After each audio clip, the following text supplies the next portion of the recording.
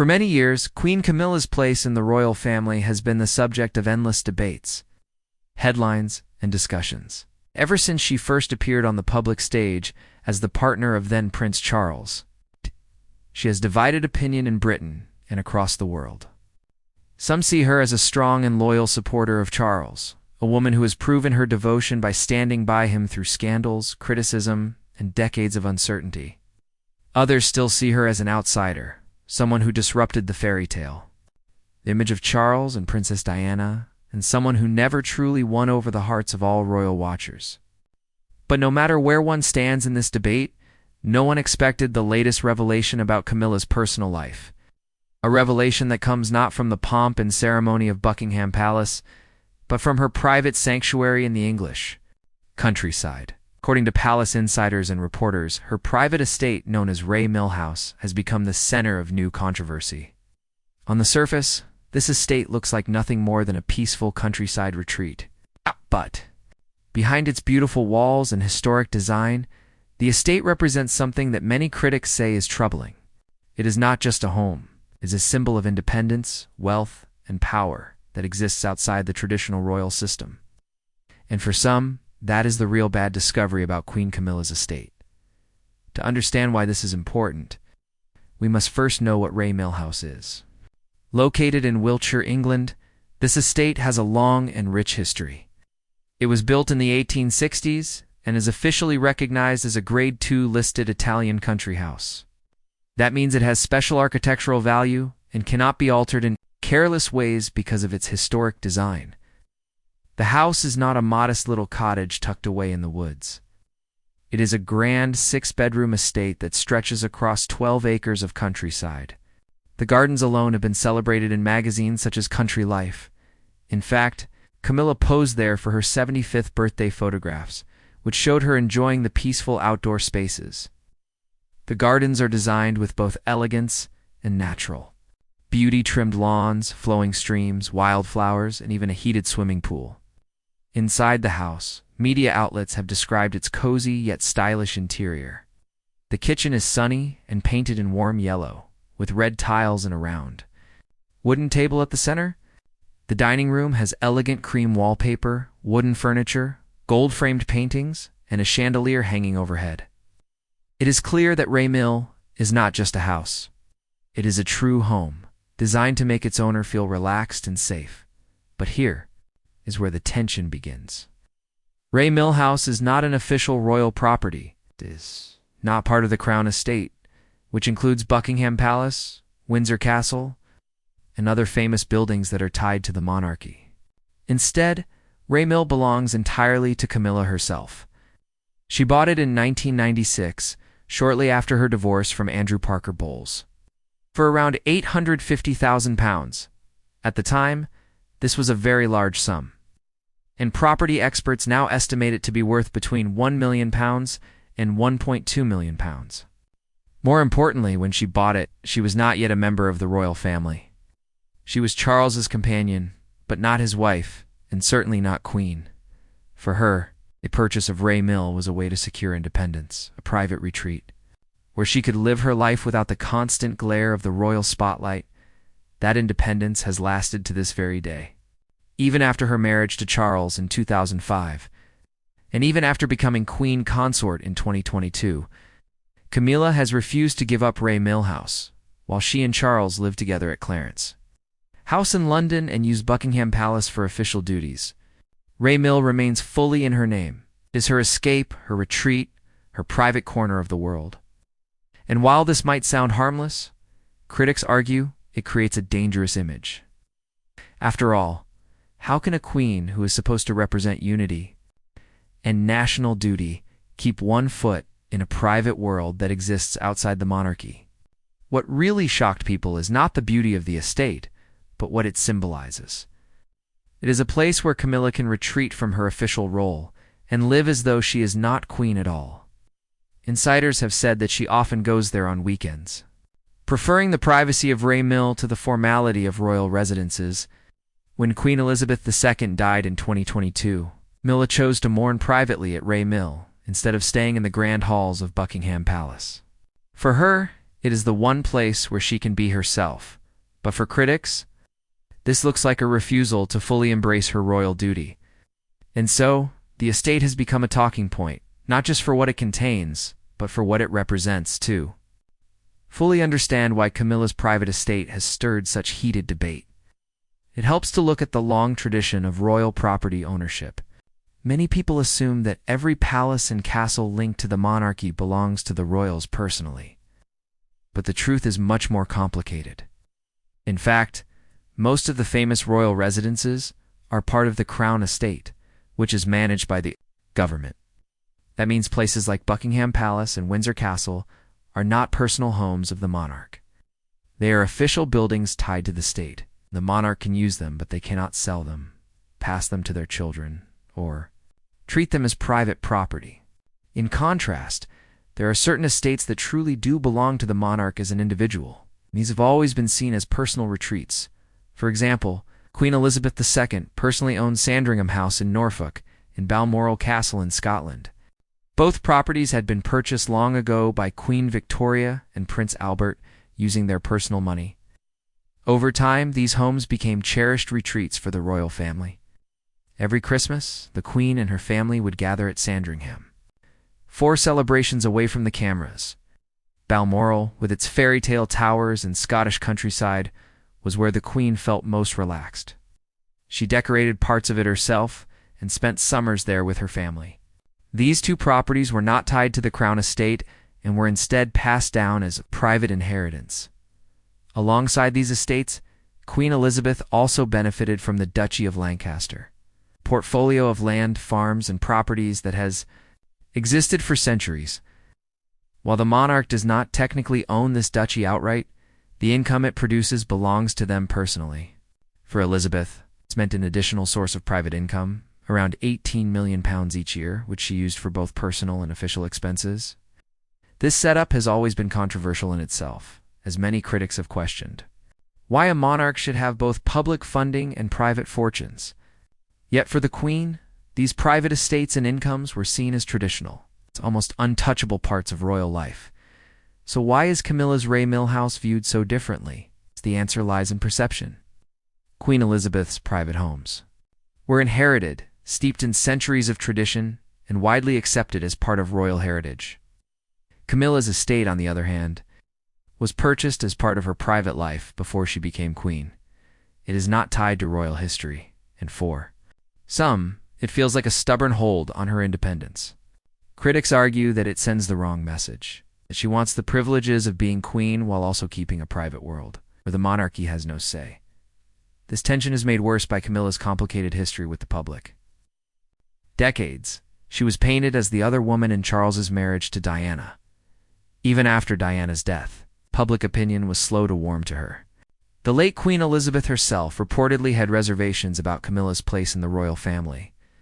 Over time, Camilla worked hard to win over the public, taking on royal duties, supporting charities, and eventually being accepted as queen consort. But the controversy surrounding Ray Mill House has reopened old wounds. It has reminded people that Camilla still has a side of her life that feels separate from the monarchy. Some royal insiders defend her fiercely. They say Ray Mill House is essential to her well-being. After all, being queen is a role that comes with unimaginable pressure, constant public attention, and little privacy. Ray Mill is the one place where Camilla can relax, spend time with family, and live like a normal person. For example, her daughter Laura Lopes held her wedding reception at Ray Mill in 2006. More recently, Camilla has invited close friends for quiet gatherings, away from the eyes of the press.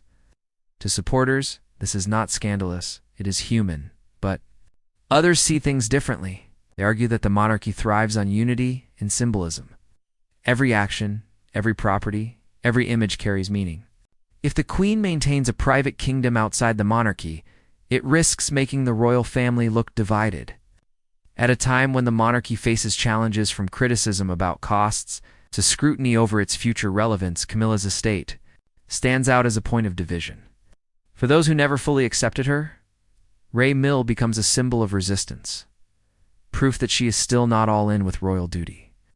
And that is why, in the eyes of many, the discovery of her continued independence through Ray Mill is a troubling revelation. Now, let's look at why this matters so much today. The monarchy is not just about tradition. It is about public trust.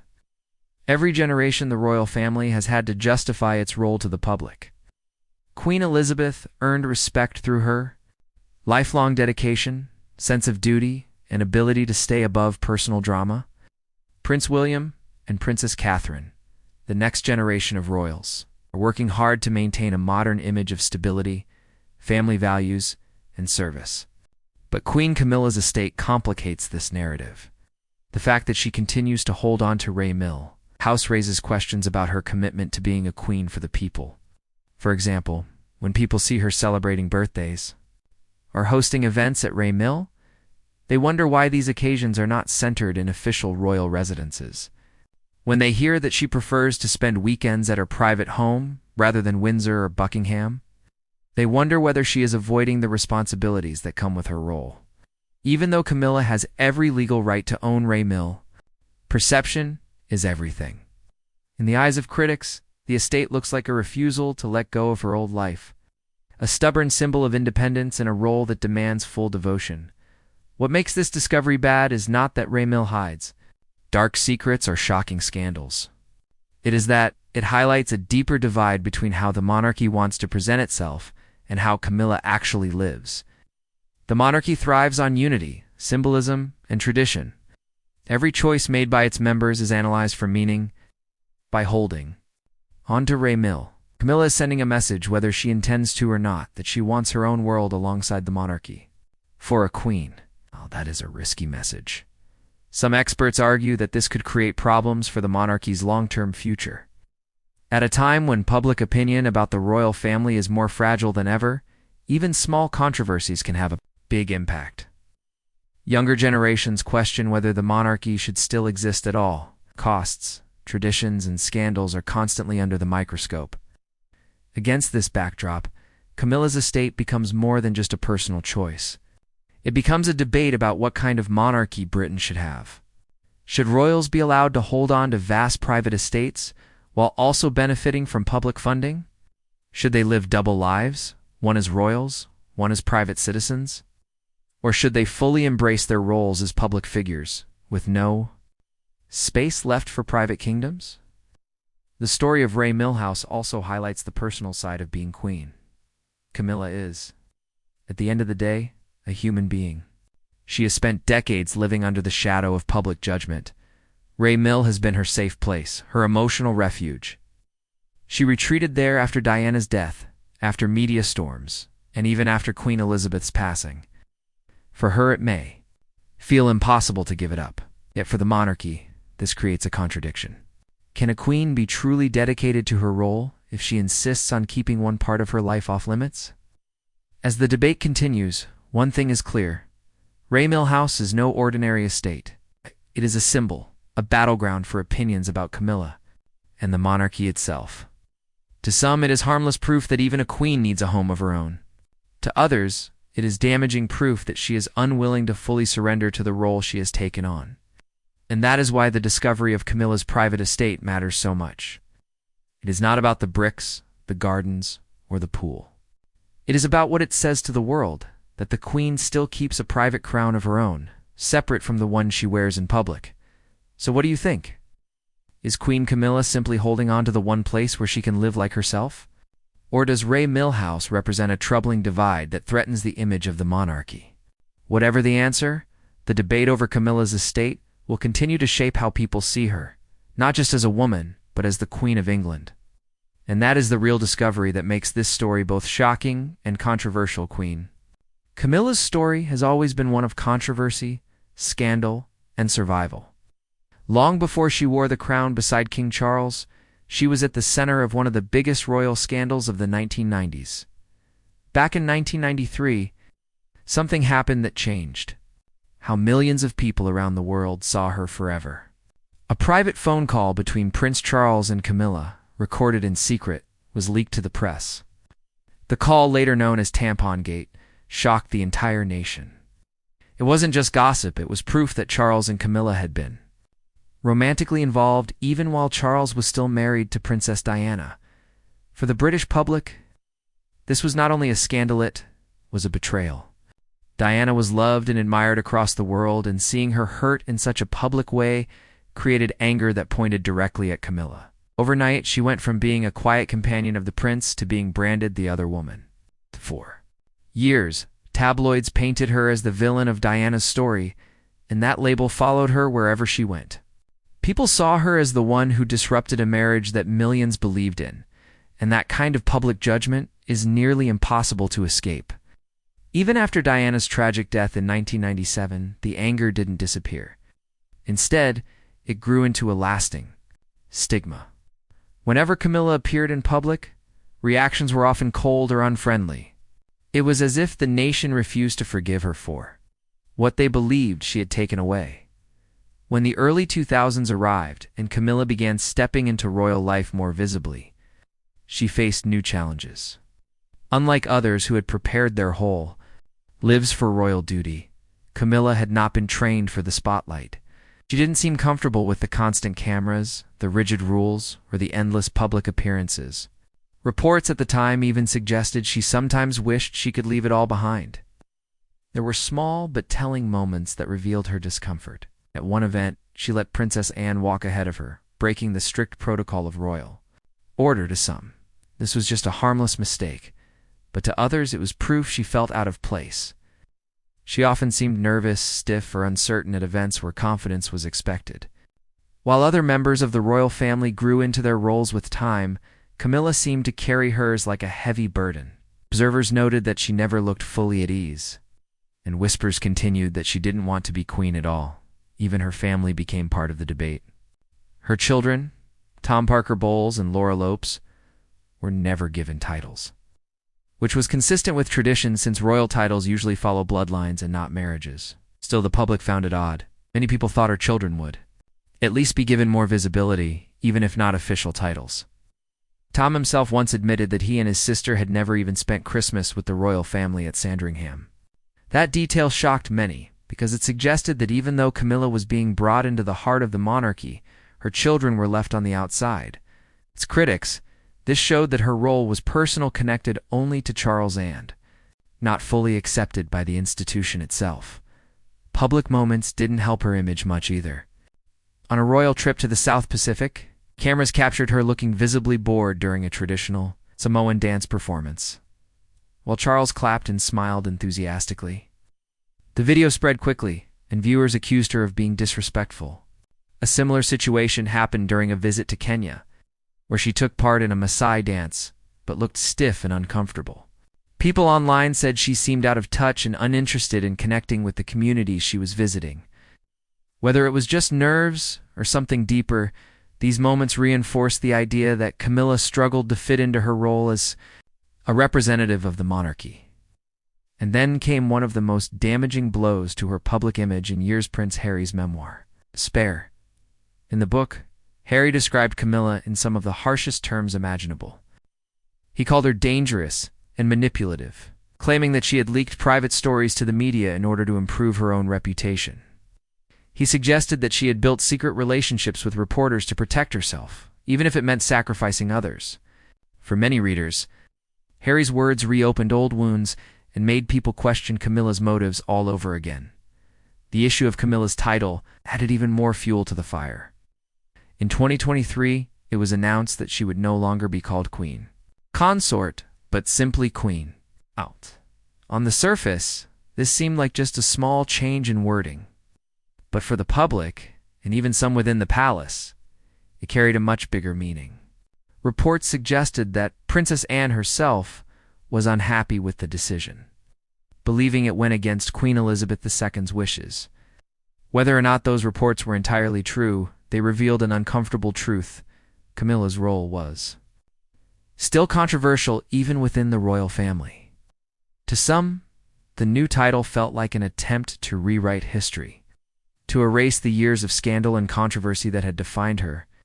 Critics argued that no matter what title she held, she would always be remembered as the woman who had played a part in Diana's heartbreak. By 2024, the debate about Camilla's role reached new levels. A Channel 4 documentary aired with sharp commentary about her past and her place in the monarchy. It even went so far as to call her a wicked stepmother, reviving a label that many thought had been left behind years earlier.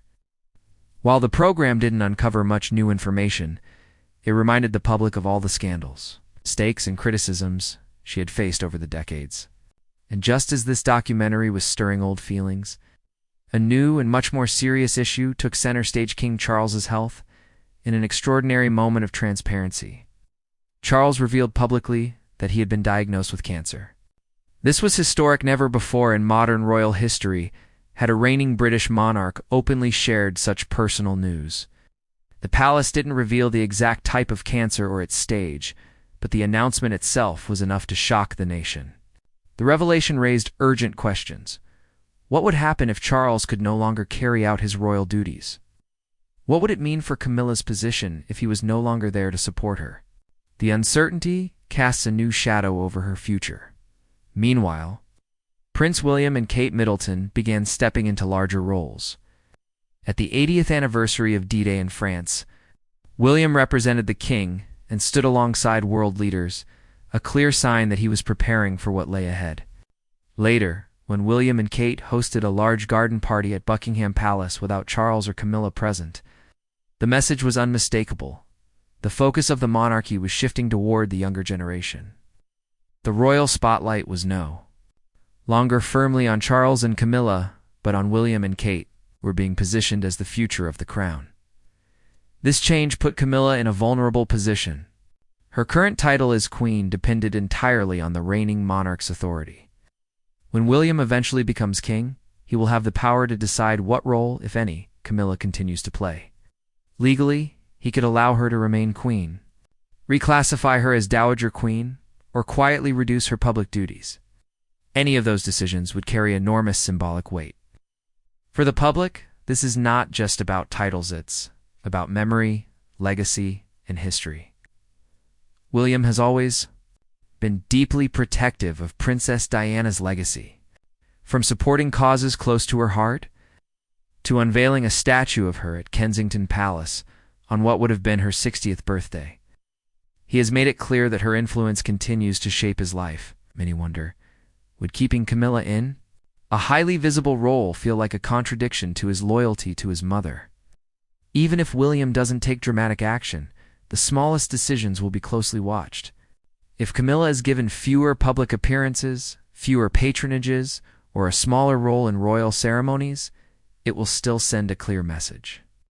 In the royal family, silence and symbolism often speak louder than words.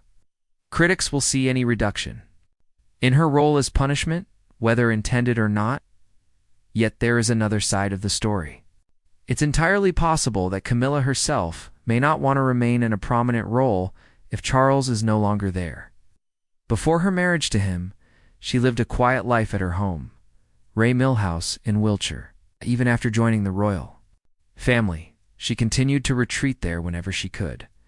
If Charles is gone, she might prefer to step back from the pressures of palace life and return to her more private world. For a woman who was often described as uncomfortable in the spotlight, this option may be the one she welcomes most. Behind the scenes, King Charles has likely made preparations to secure her future.